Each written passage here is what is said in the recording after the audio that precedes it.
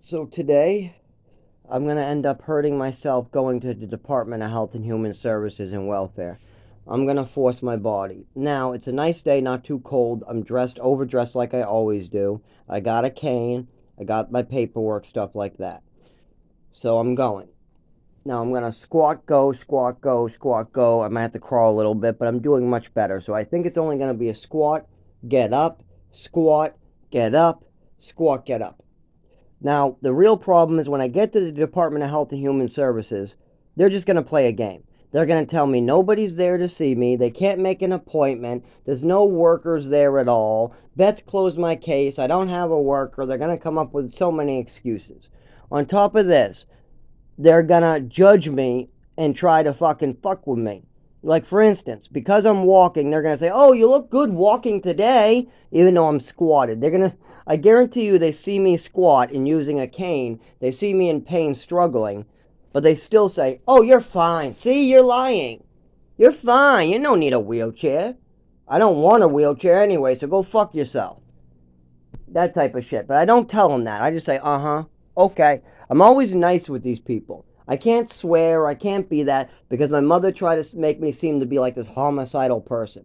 By the way, if I do end up living in the woods because my mother and father continue to fuck up, I can't use the shelter. Why? Because my mother and father made bad decisions. I can never use a shelter until I get documentation of my disabilities. Then I can go to shelter. I can't drive or sleep in a car. Why? My mother and father made bad decisions. Why? Because I need documentation and I need a year free of my disability before I can drive. Okay. How about Social Security? No, my father and mother lied to Social Security, manipulated Social Security. My father inappropriately put funds in his own pocket, paid for his own house when I was supposed to be paying my housing. I was in a nice little program that was teaching people how to use their Social Security, how to make out a budget. They even have a worker there that helps you reapply for Social Security. But my father lied to them, lied to me, kept the money, and I got thrown out, and I bailed him out of that one. So I can't get Social Security or cash benefits. How about work? Can I work? Well, I do that over and over and over and over. I love working. It's one of my favorite things to do is run gas stations by myself or run a convenience store by myself. I love it. But I get injured and hospitalized over and over and over. And here's a key part. If you do the same thing over and over and over and over, and you expect different results, the definition of that is insanity. So, literally, I can't keep on doing that and getting injured. I've been pulled out of work in an ambulance. I have fallen in front of customers. I've fallen on the way to work. I've had cars run over my hair 1 inch from popping my head like a blueberry. I've also caught COVID and been forced to work while having the flu because doctors don't want to help me. Why? Why do doctors mistreat me? Because my father and mother spent 15 years giving them bad information. Here's a key part of this. If a doctor is only as good as the information he's using, and this is a real fact, doctors are only as good as the information they're given. Now, my mother and father gave them information to get me killed for 15 years. They gave them information so I would never ever be able to report them. They spent 15 years covering their tracks and trafficking me to Texas, New Mexico, Maine, Mass, all over the place.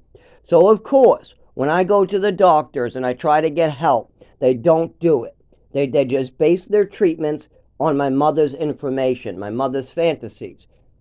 And this is the problem. Doctors keep on basing their help or their what they're going to do on the information they were given by a dead mother and a father who's greedy. And when I mean greedy, I mean he's willing.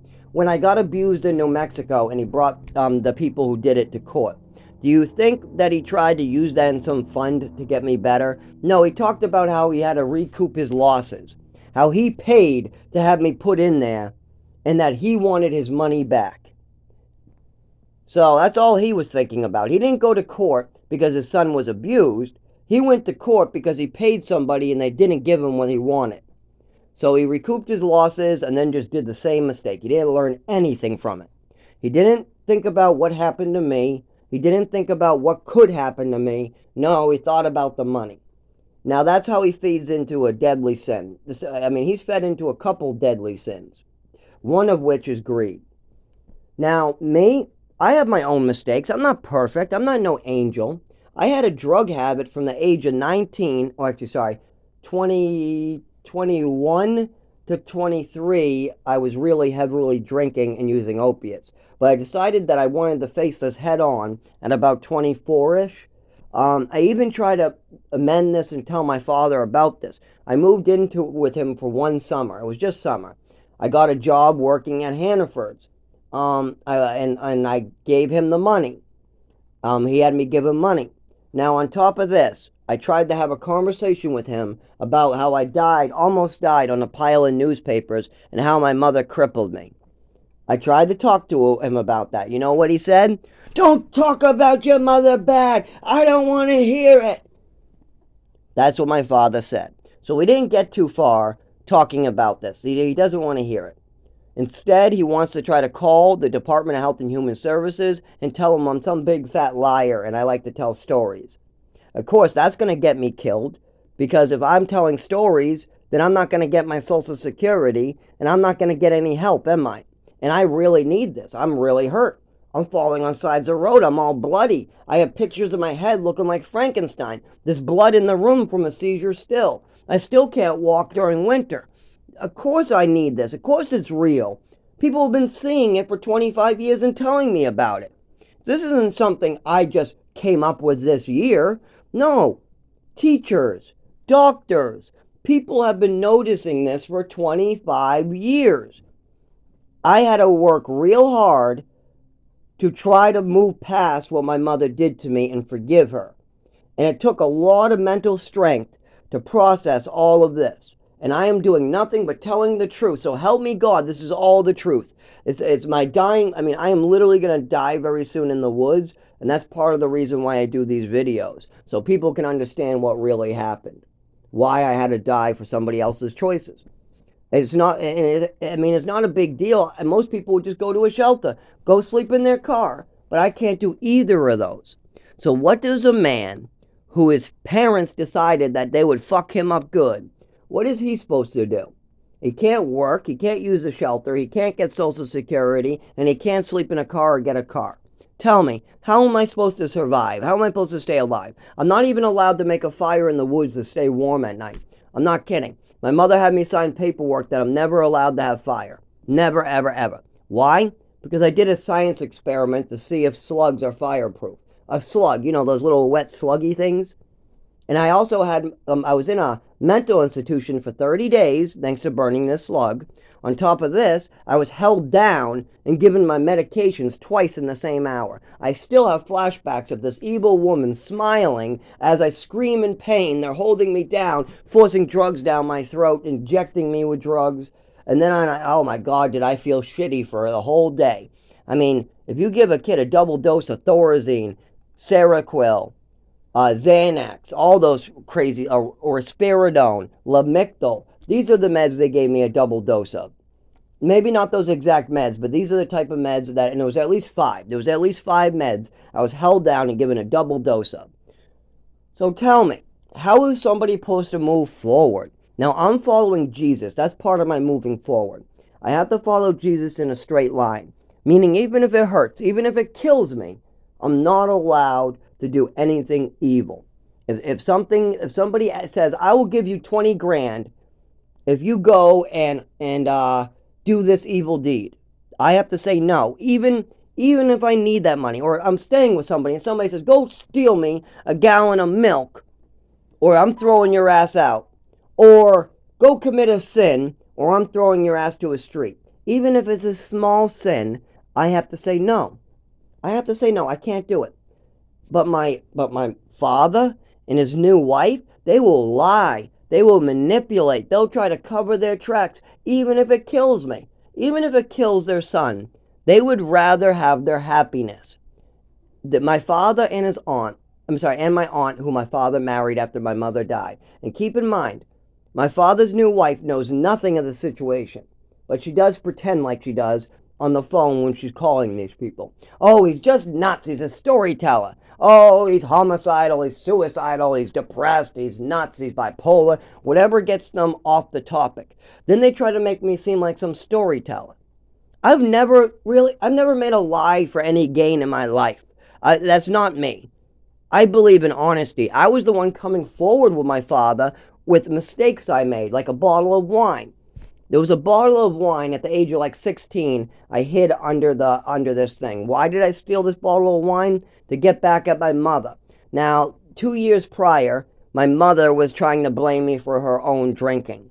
There was a bottle of like vodka or something that went missing down in the basement. Now, my mother, or maybe it was wine too, I don't really know. All I remember is my mother blaming me for her own drinking for 2 weeks. Eventually, after I cried and cried for 2 weeks about I didn't do it, what the hell's going on? I was in the program. I can't drink. I was in the program. Doesn't matter. Eventually, she came clean.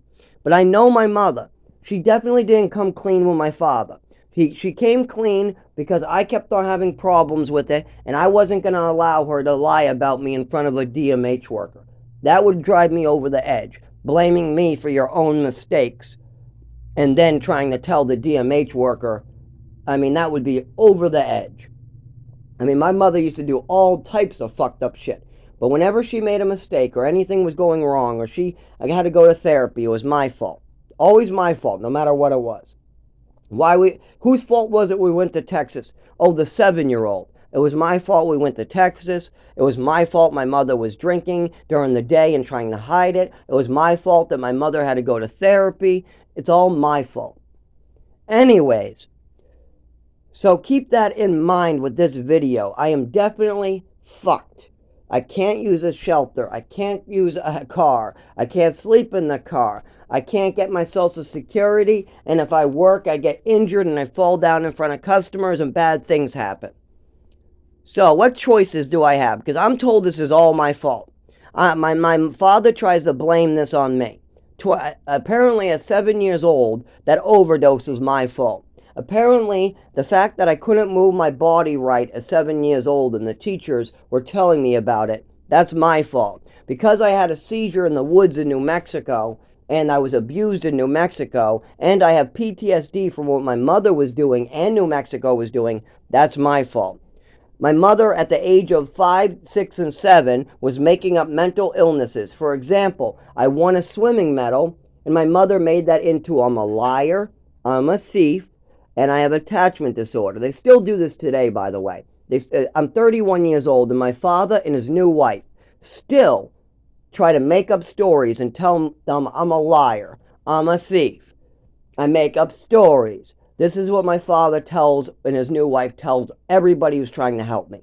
Anytime I try to get help, my father and his wives just say, oh no, he's a storyteller. He likes to make up lies. That's what he does. Even though I follow Jesus and I've never ever lied. This isn't something I do. Maybe I've been mistaken. Maybe as a child I wanted to get out of trouble or something like any other kid. But I lie less than any other person I've ever met. There's no lying involved. That is not part of this. But they do. My father absolutely lies.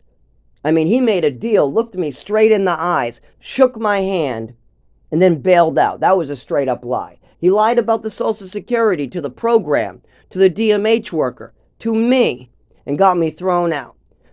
My mother lied about her drinking. They have lied. And now I need help from the Department of Health and Human Services. I need help from a neurologist. I need help from my primary care. And they're lying to prevent me from going any further. So, what are my choices? I don't have any. My only choice is to die in the woods. Nobody has called my phones. Nobody has reached out. The only person I think that could actually help me is my sister Valerie. Only because she's so close to my father. But I don't think she's going to call me. So, we'll stop this here.